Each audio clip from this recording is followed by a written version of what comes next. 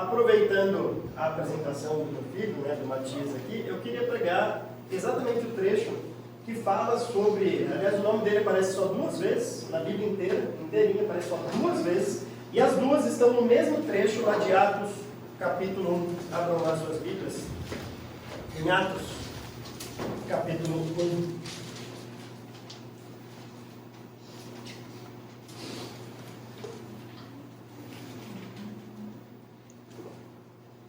Vocês vão lembrar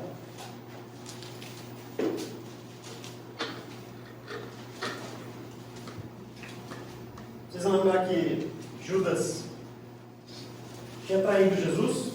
Aliás, Pedro vai fazer esse apanhado histórico aqui. Aqui em Atos, nessa parte, nós vamos ler o comecinho de Atos, aliás, narra a ascensão de Cristo. Então ele já havia morrido, ressuscitado, já tinha subido aos céus. E aí o versículo 15 do capítulo 1 de Atos diz assim: naqueles dias, Pedro levantou-se entre os irmãos, um grupo de cerca de 120 pessoas, e disse: irmãos, era necessário que se cumprisse a escritura que o Espírito Santo predisse por boca de Davi, a respeito de Judas, que serviu de guia aos que prenderam Jesus. Ele foi contado como um dos nossos e teve participação neste ministério. Eu vou lendo e vou explicando até a gente chegar mesmo na parte de Matias. O texto diz naqueles dias nós não sabemos exatamente, a única menção histórica talvez que a gente tenha mais certeza é que foi entre a ascensão de Cristo, narrada no comecinho do capítulo 1 de Atos, para o dia de Pentecostes no comecinho do capítulo 2. Então, aí, 5, 10 dias de intervalo entre um evento e outro praticamente, em algum deste momento, Pedro se levanta como porta-voz dos 12. A gente vai ver no livro de Atos que Pedro vira praticamente um líder mesmo dos 12 discípulos, no livro de Atos, e depois Tiago também vai tomar essa proeminência, não o apóstolo, porque ele morre cedo, mas o irmão de Jesus como líder da igreja de Jerusalém, também vai ganhar essa proeminência como líder daquele primeiro grupo de cristãos. Mas Pedro, dentre os apóstolos, era aquele que tomava a palavra, era aquele que sempre se colocava à frente, como o líder entre eles mesmo, o líder que foi instituído pelo próprio Jesus Cristo lá no Evangelho de João. Então Pedro levanta-se entre os irmãos. Agora não estavam só os 11 que sobraram, Judas já havia tirado a sua vida, não estava só os 11, estava um grupo de 120 pessoas. E aí Pedro diz algo que ele aprendeu com Jesus. Toda vez que Jesus citava as Escrituras, toda vez, ele usava esta expressão: está escrito. Logo Pedro vai usar essa mesma expressão. Agora olha que interessante, Pedro por 2 vezes vai dizer: é necessário. É necessário. Isso pode gerar uma certa dúvida em nossa mente. Pedro vai dizer aqui: era necessário que se cumprisse a escritura que o Espírito Santo predisse por boca de Davi a respeito de Judas, que serviu de guia aos que prenderam Jesus. Parece, ao ler isso, que a escritura dizia já que alguém ia trair, já falava que havia um traidor, e que os eventos foram manipulados porque era necessário que se cumprisse as escrituras. Quando fala era necessário, parece soar isso. Mas a gente sabe, pela vida dos apóstolos, por aquilo que eles escreveram, que não é isso que eles pensavam. Eles pensavam que Jesus não escolheu Judas à toa. É isso que ele está dizendo aqui. Jesus não selecionou Judas pensando: eita, deu errado isso daí. Eu achava que isso fosse dar certo, mas deu errado. Jesus sabia desde o início, ele é chamado de filho da perdição. Desde o início estava já certo que Judas ia ser o traidor. E talvez pairasse na dúvida, na cabeça dos discípulos, então por que escolher Judas? Por que escolher alguém que ia trair? Ou Jesus não sabia que Judas ia ser o traidor, o que é estranho pensar, porque ele é onisciente, ou ele escolheu mesmo sabendo que ele ia ser o traidor. E aí a pergunta é: então por que ele escolheu Judas? Tantas pessoas, que aliás vai aparecer aqui candidatos qualificados para entrar no lugar de Judas, tantas pessoas, por que Judas? E Pedro vai explicar isso para eles. Ele falou: irmãos, fiquem tranquilos, isso aconteceu, Jesus sabia o que estava fazendo. Ele fez porque era necessário que se cumprisse as Escrituras. Ou seja, os eventos não foram manipulados pelos homens, mas foram eu não gosto da palavra manipulado por Deus, mas foram arranjados por Deus para que o Antigo Testamento fosse cumprido na vida de Judas. Judas cumpriu uma profecia do Antigo Testamento que dizia a respeito de um traidor. Então Pedro dá esta explicação, parece que tirando algumas dúvidas que poderiam surgir na mente deles, era necessário que se cumprisse a Escritura, que o Espírito Santo predisse por boca de Davi a respeito de Judas, que serviu de guia aos que prenderam Jesus. Ele foi contado como um dos nossos e teve participação neste ministério. Logo eu vou voltar para uma palavrinha interessante aqui neste versículo, porque se você tem a revista atualizada, ela traz a ideia de que uma parte entre os nossos ministérios, né? Essa palavra participação, parte, é a mesma que vai ser usada logo para baixo ali, quando fala de sorte. É interessante, isso daqui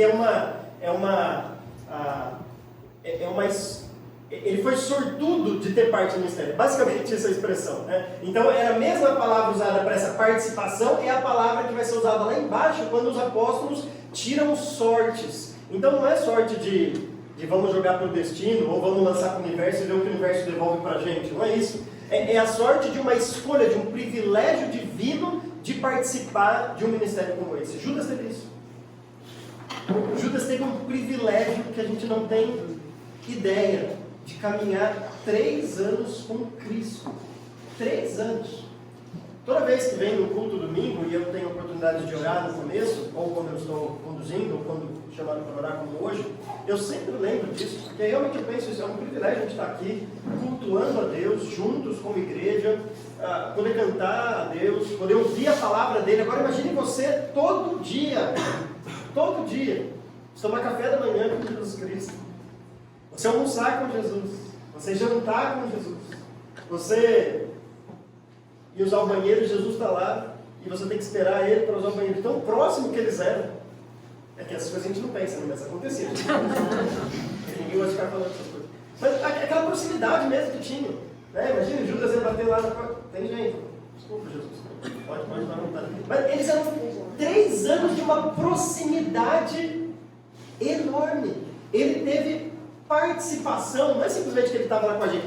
Ele teve uma sorte, entre aspas, não é sorte nossa, é uma sorte divina, um privilégio enorme de fazer parte daquele ministério por 3 anos, caminhando com Jesus Cristo. Ele foi contado como um dos nossos e teve participação nesse ministério. Agora entra um parênteses aí. Depois que Pedro fala isso, o escritor de Atos, que é Lucas, tem que explicar alguma coisa. Lembra que ele está escrevendo para o Teófilo, que talvez estivesse aí pensando o que está acontecendo. Aliás, Lucas escreve para ele para relatar tudo o que aconteceu. Então, Teófilo talvez, espera aí, quem é esse Judas, o que está acontecendo? Então, entra um parênteses aí.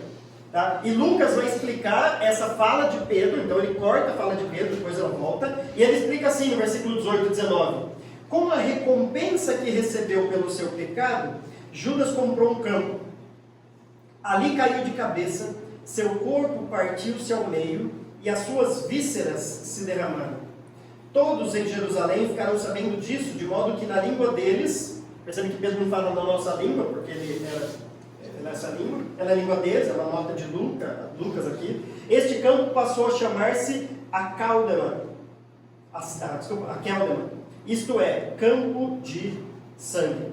Então, Lucas faz uma nota explicativa aqui, e se você olhar para Mateus, que é outro que fala sobre essa morte de Judas, parece soar meio esquisito assim, porque Mateus fala que ele se enforcou, e aqui fala que ele caiu, e suas vísceras, né, começaram, imagina essa cena aí, né, parece jogos mortais, as vísceras começaram a sair e tudo mais. Lá em Mateus fala que os sacerdotes compraram um campo, aqui fala que ele adquiriu um campo, ele comprou um campo. E a gente pensa, mano, que relato que é então correto? Os 2 relatos são corretos, os 2 relatos. É bem provável que ele tenha se enforcado, corda estourou, alguma coisa do tipo, e de maneira que ele caiu e terminou de morrer. É curioso, quando eu estava na escola legal, quando era criança, eu sempre lembrava disso, né, da história de Davi. Assim, Davi matou Golias com uma funda, depois foi lá e decapitou a cabeça dele. Não tinha matado, né? Mas assim, parece que assim, terminou de matar, né? Começou e depois terminou de matar. Mais ou menos isso. Ele se enforcou, morreu ali, depois caiu e quebrou. Lembra que quando ele devolve as moedas, ele quer desfazer o que ele tinha feito, mas os sacerdotes recusam isso. Recusam isso. Então aquele dinheiro, embora ele tenha tentado devolver, com a recusa dos sacerdotes pela lei, ainda era dele. Então é bem provável que os sacerdotes tenham pegado aquele dinheiro e comprado aquele terreno, como o relato de Mateus diz, mas porque os sacerdotes recusaram receber aquele terreno, é como se Judas tivesse comprado.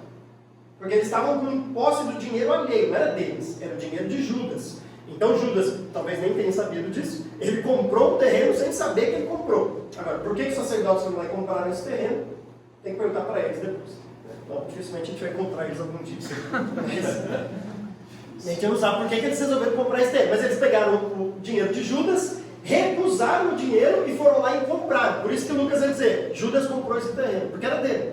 Estava no nome dele, o dinheiro pertencia a ele. Embora ele não tenha feito a aquisição, mas ele que foi o proprietário, ele era o proprietário deste terreno. Esse terreno chamava Akeldama, isto é, campo de sangue, duas palavras em hebraico. Aí volta, versículo 20, a fala de Pedro. Então tudo isso é um parênteses. Lucas só está explicando para Teófilo, deixa eu explicar o que aconteceu com Judas aí, para você saber a gravidade do negócio. Ele traiu Jesus. Ele foi aquele que deu um beijo, disse, a história aí, você conhece? Então, era desse daí que Pedro está falando.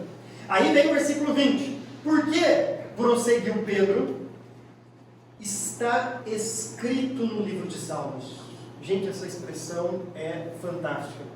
A língua grega tem um aspecto verbal que o português não tem. É o tempo perfeito. Infelizmente a gente não tem isso. O tempo perfeito no grego é um evento que acontece lá no passado, mas as consequências desse evento continuam até hoje. As consequências continuam.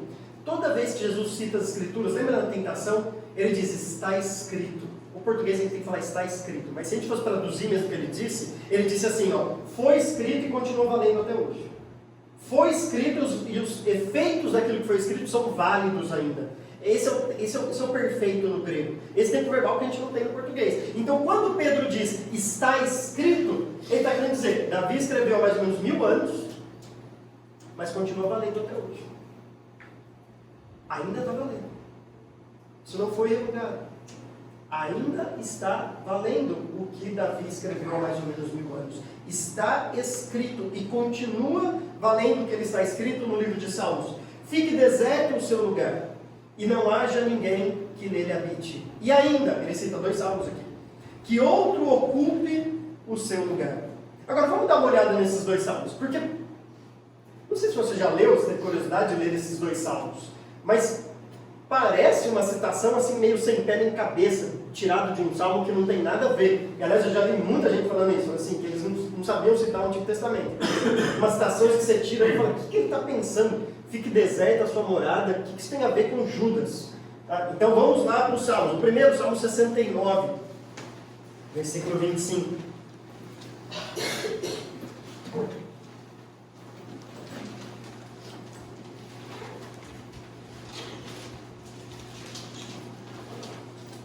Salmo 69, versículo 25. No Antigo Testamento lá mesmo, vocês vão perceber que tem uma alteraçãozinha. Diz assim, fique deserto o lugar deles, não haja ninguém que habite nas suas tendas. Então perceba que a citação está no plural, o original lá do Salmo está no plural, e o que o Pedro faz é simplesmente jogar isso no singular. Eu vou mostrar o porquê, tentando entender o porquê Pedro fez isso. Agora, o Salmo 69 é um salmo de Davi. Os salmos reais, escritos pelos reis, eram considerados pelo povo de Israel como salmos, além de reais, messiânicos. Por exemplo, o Salmo 23, Salmo 22, o Salmo 110, o Senhor disse ao meu Senhor, aliás, citado por Jesus Cristo. E esse salmo é um desses. Tanto é que, olha o que diz o versículo 21 desse mesmo salmo. Puseram fel na minha comida e para matar minha sede deram-me vinagre. Você lembra de alguém? Lembra de alguém? Então, o salmo, se você ler o salmo depois, e o 109 é a mesma coisa, é um salmo sobre alguém, Davi, o rei, mas prefigurando prefigurando o Messias que iria vir, reclamando com Deus, ou murmurando, ou clamando a Deus, socorro dos seus inimigos. Davi está dizendo assim, tem inimigos que estão me perseguindo de maneira injusta, então faz justiça, Deus. É basicamente o contexto de vida de Jesus Cristo. Por isso que esse salmo ele é, em segundo lugar, messiânico. Jesus veio e os inimigos dele estavam fazendo coisas contra ele de maneira injusta, de modo que ele clama a Deus. Por isso que este salmo vai ser 5 vezes citado no Novo Testamento, inclusive aquela que Pedro vai dizer, como referência a Jesus Cristo, direta e indiretamente. Às vezes uma citação, às vezes esse versículo 21, né, que logo a gente lembra, né, quem bebeu vinagre na cruz, o próprio Cristo. Então, quando Davi escreve a respeito da sua vida, de que estavam perseguindo os seus inimigos, como ele pede para clamar justiça, os judeus olhavam para isso e entendiam, os autores do Novo Testamento entendiam, isso está prefigurando a vida de Jesus Cristo. Se está prefigurando a vida de Jesus Cristo, Jesus também tem inimigos. Agora, por que Pedro então coloca no singular? O texto diz assim: fique deserto o lugar deles, desses inimigos de Jesus. Fique deserto o lugar deles, ou seja, que eles morram, né? Em outras palavras, é isso, que eles morram. Fique deserto o lugar deles. Não haja ninguém que habite nas suas tendas, ou seja, né? Morra. Em outras palavras, é isso. Ele está clamando pela morte de seus inimigos. Esse salmo que a gente chama de imprecatório, né? Quando você clama pela morte deles. Agora, por que Pedro então coloca no singular? Fique deserto o lugar dele. Parece que Pedro, a ideia dele, e veja, ele está entendendo isso como um cumprimento para a vida de Judas. Ele está dizendo, Judas cumpriu o que está escrito aqui. Pedro olhou para esse salmo e falou, esse salmo fala sobre Judas, que é o traidor. Talvez Pedro tenha pensado, se Jesus tem inimigos, tem 2 formas de você ter inimigos. Tem aqueles inimigos declarados, que não gostam da gente mesmo, falam mal da gente. A gente sabe às vezes, né? Tem que sair para você, fulano fica falando mal de você. Então assim, não. Daí você sabe. Agora, já pensou um inimigo dentro da sua casa? Pensou nisso? Você conviver com a pessoa tanto tempo, e depois de tanto tempo, essa pessoa te trai, essa pessoa começa a falar mal de você por trás.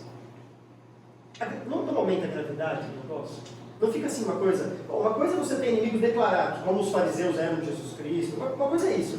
Outra coisa é depois de 3 anos, que ninguém imaginava, os apóstolos, a Bíblia não fala que os apóstolos estavam desconfiados de Judas, né? Falou, isso daí parece que tem alguma coisa estranha com ele. Não, ninguém desconfiava dele.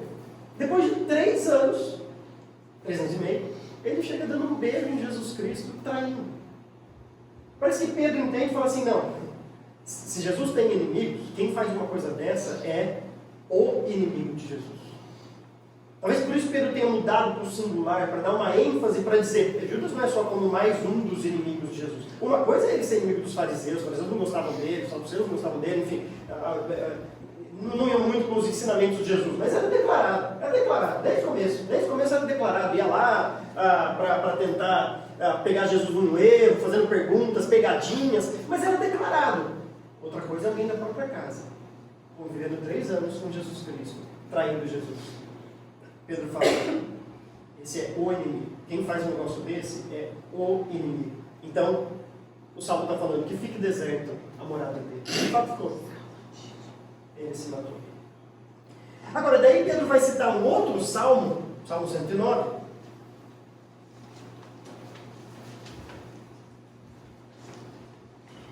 Versículo 8. Depois vocês podem ler em casa também, o contexto é o mesmo, é mais uma vez Davi escrevendo, né? Não fiques indiferente, pois homens ímpios e falsos dizem calúnias contra mim e falam mentiras a meu respeito. Ou seja, esse salmo de clamor a Deus, de livramento dos seus inimigos. Mas aí tem uma nota interessante aqui nesse salmo, no versículo 8. Seja a sua vida curta. Então, mais uma vez, que ele morra. O salmista Davi está olhando para Deus e falando assim, Deus, meus inimigos estão aí, então que eles morram. O Senhor faça justiça. Bate eles, porque eles estão me atormentando. Agora tem uma nota interessante aqui, que não tem lá no outro salmo. E outro ocupe o seu lugar. Ou seja, Jesus tem os seus inimigos, os inimigos de Jesus vão morrer, vão matar. Pedro entendeu que Judas era o inimigo de Jesus, que o lugar dele ficou deserto, mas parece que esse salmo diz que no lugar do inimigo tinha que entrar Alguém. Outro ia ocupar o lugar dessa pessoa. Volte lá para Atos 1. Perceba que foi esse entendimento de Pedro a respeito das Escrituras que faz com que esse evento seja único. Agora presta atenção, isso é importante. Faz com que esse evento seja único. Porque Judas é o cumprimento destas Escrituras, desses salmos. De modo que quando Tiago, filho de João, irmão de João, os dois filhos de Zebedeu, que é o primeiro a morrer pela espada de Herodes, logo no comecinho do livro de Atos, quando ele morre, os apóstolos não falam, agora tem que outra vez escolher um apóstolo no lugar dele. Não. Não tem mais isso. Era só neste momento. Esse evento é único. Então, hoje, a gente tem muita gente que se proclama apóstolo. Mas, como diria o Augusto Nicodemos, apóstolo bom é apóstolo morto. Gente, apóstolo teve o seu momento. Hoje não temos mais apóstolos. Essa é a única sucessão apostólica que tem nas Escrituras. Esse evento é único por causa do entendimento das Escrituras. Quando o Tiago morreu, eles não falaram, a gente precisa agora novamente. Aí morre mais um, a gente precisa novamente, porque tem que ficar sempre 12. Ou sei lá quantos tem hoje apóstolos aí rondando o nosso Brasil, né? Mas enfim, ficou. Portanto, depois de todo esse entendimento de Pedro das Escrituras, portanto, mais uma vez, é necessário. Era necessário, agora é necessário. As Escrituras precisam se cumprir novamente. É necessário que escolhamos um dos homens que estiveram conosco durante todo o tempo em que o Senhor Jesus viveu entre nós. Desde o batismo de João até o dia em que Jesus foi elevado dentre nós às alturas. É preciso que um deles seja conosco testemunha de sua ressurreição. Pedro aqui dá duas qualificações para esse apóstolo que ia substituir Judas, que ia ocupar o lugar dele. O primeiro é que tinha que estar desde o comecinho. Desde o batismo de João.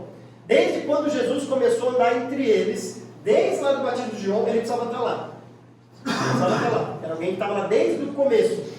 E ele precisava ser testemunha. Testemunha ocular. Testemunha é isso. A palavra Marte na Bíblia não é testemunha, é testemunha ocular. Alguém que viu aquilo. E alguém que está disposto a entregar a sua própria vida defendendo aquilo que viu, porque ele sabe o que viu. Então precisava ser alguém que tivesse visto a ressurreição de Jesus. Bom, a gente sabe, Paulo disse lá em 1 Coríntios, que, aliás é o capítulo que o William leu, 1 Coríntios 15, que Jesus apareceu para mais de 500 pessoas, e muitos deles estavam vivos. Então precisava ser alguém que estava desde o começo acompanhando Jesus e que tivesse visto a ressurreição de Jesus. Interessante porque muita gente, aliás, cansei de ler livro assim, fala que os apóstolos aqui foram precipitados e erraram na escolha. Porque os apóstolos escolheram Matias, mas Deus escolheu Paulo para substituir. Então, sei lá, é uma forma de... É o pessoal que deve gostar de Paulo, né? Fica romântico, né? Fica mais bonito, fica mais romântico, né? Então parece assim, os apóstolos precipitaram aqui. Mas veja, Paulo não estava com eles desde o começo.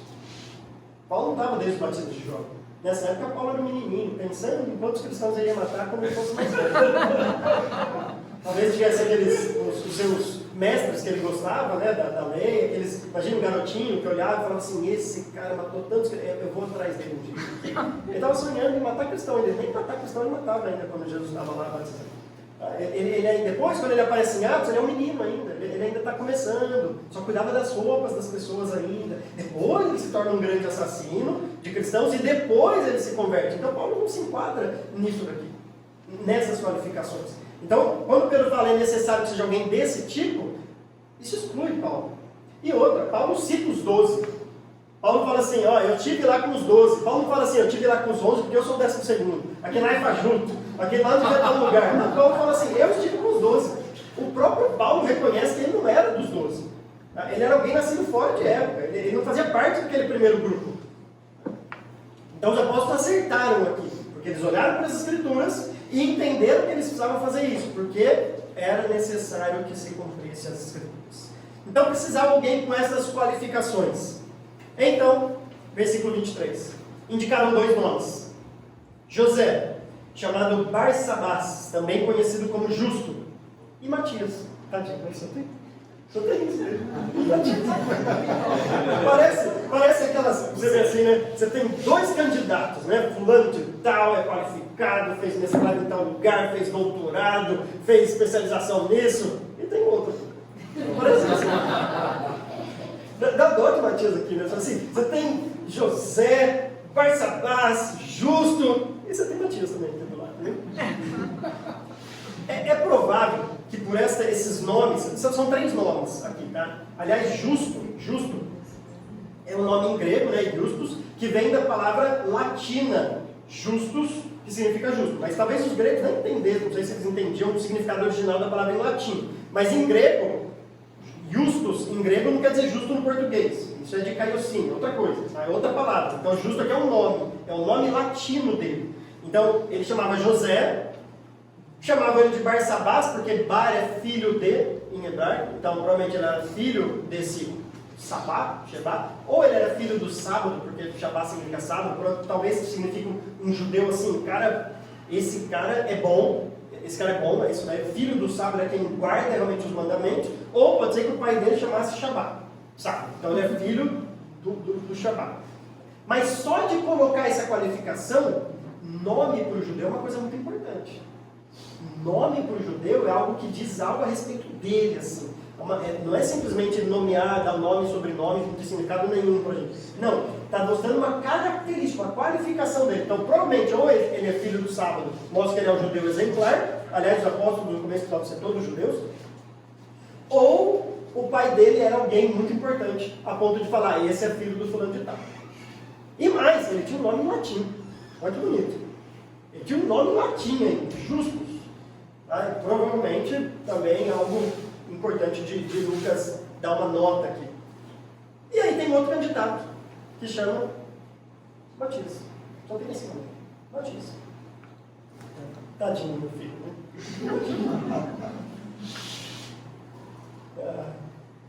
Agora entra aqui numa questão interessante, que é mais uma aqueles enigmas bíblicos, né, ou aquelas junções que a Bíblia faz, que eu gosto tanto, né, entre a responsabilidade do homem e a soberania de Deus. Deus vai saber quem vai escolher. Aliás, os apóstolos, eles deixam para Deus escolher, não é eles que escolhem. É Deus que vai escolher o substituto, não são eles. Deus não escolheu os 12 primeiro? Jesus não escolheu os 12 primeiros? Então, Deus vai continuar escolhendo. Deus vai continuar escolhendo, não é a gente que escolhe quem é apóstolo, né? A pessoa, quanto mais se autoproclamar apóstolo, aí é pior ainda. Mas não é, a pessoa não pode escolher quem é apóstolo. Deus escolhe quem é apóstolo. Mas não podia ser qualquer um. Não podia ser qualquer um. Imagina, Eusébio de Cesareia é um historiador judeu, ele coloca esses 2 personagens que a gente não tem conhecimento dele. A única vez que aparece Matias é aqui, o outro também a gente, aliás, os apóstolos, muitos deles a gente não sabe, Natanael, o que fez da vida, né? Só assim, depois a gente fica sabendo deles, né? Matias a gente sabe por livros seculares, depois o que aconteceu com ele. Ele ficou em Jerusalém, depois viajou um tempinho para a Etiópia, ministrou lá, depois morreu decapitado, enfim, tem a história dele depois, mas a Bíblia mesmo só aparece aqui, a gente não sabe. Agora, Eusébio de Cesareia, um historiador judeu, coloca eles como aquele grupo dos 70. Lembra aquele grupo dos 70 ou 72, primeira versão, que acompanhava Jesus desde o começo do ministério, aquele grupo maior de discípulos? Agora imagine Matias e esse outro José aqui, entra aquele grupo dos 70, desde o começo, e aí Jesus vai lá, escolhe 12 e ele fica de fora. Ele podia ter pensado, já que ele não me quer, sabe igual as pessoas de hoje em dia, que são bem assim, bem nozinhas, né? Já que ele não me quer entre os 12, então quer saber? Vou fazer mais coisas da vida. Ele passa 3 anos e meio no anonimato. A gente não ouviu uma vez o nome dele. A gente não sabe quem ele é. Se não tivesse o nome dele aqui, talvez a gente só fosse conhecer ele no céu. Ninguém sabe quem ele é. Mas não foi o anonimato, não foi nada disso que impediu ele de perseverar por 3 anos e meio caminhando com Jesus como um dos 70. Não foi o anonimato, não foi nada disso, não foi essa ambição de participar dos outros, nada disso. Ele continuou, então não podia ser qualquer um. Aliás, é interessante que tinha 70 dentro daquele grupo. Mas quando eles falam, precisava ser alguém assim, assim, assim, assim, tem 2. Aí você pensa, e os outros? De alguma maneira, Pedro e os apóstolos entenderam que os outros não eram qualificados para assumir essa posição. Só esses dois. Então, embora a gente não conheça a vida deles, mas esses dois, de alguma maneira, demonstraram alguma coisa de diferente nessa caminhada com Cristo. Isso é a nossa responsabilidade como cristão. Isso é a nossa responsabilidade. Mas, por outro lado, eles não analisaram o currículo dos dois. Eles não falaram assim, então agora vamos ver o currículo. Esse cara é José, Barsabás, Justo, e outro é só Matias. Falaram, então, vamos esse aqui. Esse daqui é muito mais qualificado, tem graduação, pós-graduação, mestrado, doutorado. Vamos esse daqui. Não. O que eles falaram? Depois eles, versículo 24, oraram. Eles oraram. Senhor, Tu conheces o coração de todos. Mostra-nos qual destes dois tens escolhido. A gente conhece o nome deles. Aliás, um tem 3 nomes, o outro tem um só. A gente conhece o nome. A gente conhece algum gosto dele, alguma coisa. Mas Deus conhece o coração. O Senhor conhece o coração. E aí eles falam, mostra, Senhor, o que o Senhor já tem decidido, o que o Senhor já tem escolhido. O tempo que eles usam aqui não é algo assim, o que o Senhor escolherá. É o que o Senhor já escolheu. Porque Deus não é pego de surpresa na história. Deus não perde o seu controle sobre todas as coisas. Judas não foi um acidente nos planos de Deus. Eles falam, Deus, mostra o que... Continua escrevendo a história. Continua decidindo o que o Senhor sempre decide. Continua mostrando para a gente o que o Senhor já escolheu para assumir esse ministério apostólico que Judas abandonou, indo para o lugar que lhe era devido. Então tiraram sortes. Lembra daquela palavra lá em cima? Que eu pedi para vocês guardarem? Eles tinham participação, é isso aqui, eles tiram sortes. E a sorte caiu, quer dizer assim, o privilegiado foi ele. O privilegiado foi ele. Então a sorte caiu sobre Matias. Assim ele foi acrescentado aos 11 apóstolos. Esse tirar sortes é bem provável que a prática que eles tenham usado aqui é a prática comum que o judeu usava na antiga dispensação, antes da vinda do Espírito Santo, porque depois disso a gente não tem mais relato de que eles tiravam sortes. Mas eles tinham 2 pedrinhas, desde a época dos sacerdotes, chamado Urim e Tumim, e eles perguntavam assim, Deus, o Senhor quer que o Du seja um dos apóstolos? E aí eles lançavam as pedrinhas. E aí tinha um lado sim e um lado não. As duas tinham que cair do mesmo lado. Aí Deus estava falando. Então provavelmente tiraram José, saiu lá. Não e não. Deus não quer. Tiraram de Matias, saiu sim e sim. Deus quer. E quando caiu um sim e um não? Aí o povo entendia, Deus não está mais falando com a gente. E pode tirar quantas vezes quiser, Deus não fala mais. Lembra lá quando Samuel vai consultar a média, ele fala assim, Deus não fala mais por Urim e por Tumim. Por quê? Porque se tirava as pedrinhas, caía sempre um sim e um não. Aí você fala, oh, Deus, assim não dá. Aí tirava outra vez, um sim ou não. E com Deus não adianta. Pode jogar 100 vezes. Se Deus não quer falar, vai cair. Sim ou não. Sim ou não. Ou seja, Deus não vai falar mais. Deus não está falando mais por isso. Esse método, Deus não vai usar mais isso para falar com vocês. Então, eles tiraram, não é esse. Não e não. Tiraram outra vez, sim e sim. É Matias. É esse daqui. Essa prática a gente não tem mais no Novo Testamento, é a última vez que isso acontece aqui, depois da descida do Espírito Santo. Parece que o Espírito Santo dá uma iluminada no nosso entendimento, de que modo que isso não é mais necessário, né? Ficar usando pedrinha, jogando pedrinha quanto é lado aí. Não precisa mais disso. Mas o fato é deste reconhecimento dos discípulos, de que não era tarefa deles escolher. Veja bem, eles levantaram os candidatos de acordo com a vida deles. Responsabilidade humana. Mas quem escolheu, afinal de contas, foi Deus. Mas se Deus escolheu, por que tinha que levantar os 2 candidatos então? Não era mais só jogar pedrinha para todo mundo, que ia cair Matias de qualquer jeito, se Deus escolheu? Mas, se for pensar assim. Mas uma coisa não exclui a outra. Não é pelo fato de que Deus escolhe, de que, então, não precisa fazer nada, mas se Deus escreve a história, se Deus escolhe a história, então eu sou ninguém. Então assim, eu vou ficar aqui na minha, deixa Deus escrever a história. Não, se Matias pensasse assim, ele não ia estar entre os dois. Ele não ia estar entre os dois. Mas ele perseverou durante aqueles 3 anos e meio. Ele e José também, não pode esquecer de José. De maneira que eles se destacaram entre os 70. Foram os candidatos, mas no fim, Deus que escolheu o substituto de Judas. Deixa eu terminar com algumas aplicações para a gente aqui, agora, a partir desse texto. A gente tem dois personagens de destaques aqui nessa história, narrada por Pedro e depois seguida, né, pela escolha de Matias. Você tem primeiro Judas e você tem Matias. Judas cumpriu as Escrituras. Pedro diz, era necessário que se cumprisse as Escrituras. Matias, eles continuam dizendo, ainda é necessário que se cumpra as Escrituras. Então, se a Escritura fala que alguém ia trair, a Escritura fala que alguém ia substituir. Judas foi cumprimento das Escrituras. Matias também foi cumprimento das Escrituras. Judas cumpriu o Salmo 69, Matias cumpriu o Salmo 109. Os dois cumpriram as Escrituras. E aí agora a gente tem uma notícia boa e uma notícia ruim para ter. Vamos começar pela ruim. A ruim é que, infelizmente, a Bíblia fala de pessoas que vão apostatar da fé. A Bíblia fala disso. Judas não é o único. O Novo Testamento fala que muitos abandonarão a fé. Jesus fala, os escândalos virão, mas ai daquele por quem os escândalos virão. Jesus fala, eles vão vir. Os escândalos virão. Inclusive no meio cristão. Os escândalos vão vir. Aliás, se não fosse o meio cristão, não ia ser escândalo. Só escândalo ele vai vir. Escândalo vai vir. Paulo fala assim, no final, o amor de muitos criará, eles abandonarão a fé. Isso vai acontecer. Está nas Escrituras. Você não precisa ser gênio, né, bola de cristal, nada para descobrir. Está na Bíblia. As pessoas, quando você descobrir que alguém abandonou a fé, tem esse mesmo pensamento dos apóstolos. As Escrituras estão se cumprindo. As Escrituras estão se cumprindo. Você não precisa muito. Você pode ser um cumprimento das Escrituras nesse sentido. Imagina que triste. Imagina a gente olhar para você e falar assim, essa pessoa cumpriu as Escrituras, ela apostatou da fé, abandonou o cristianismo, jogou tudo fora, não quer mais saber de nada. Está na Bíblia, isso vai acontecer. Espero que você não seja o cumprimento dessa Escritura.